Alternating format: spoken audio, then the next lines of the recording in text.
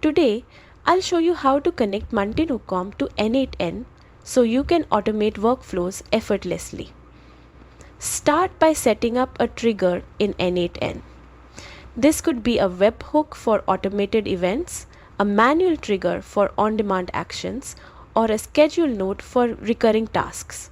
Choose what fits your workflow best. Next, add the Monday.com node to your workflow. This node connects N8N to your Monday.com account.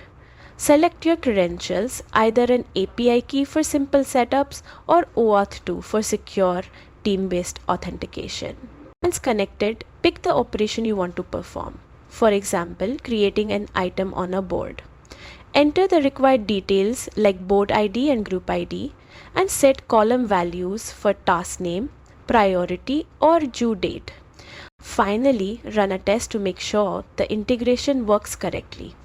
Check Monday.com to confirm the item appears as expected. With this connection, you can automate tasks smoothly and explore additional operations to optimize your workflows.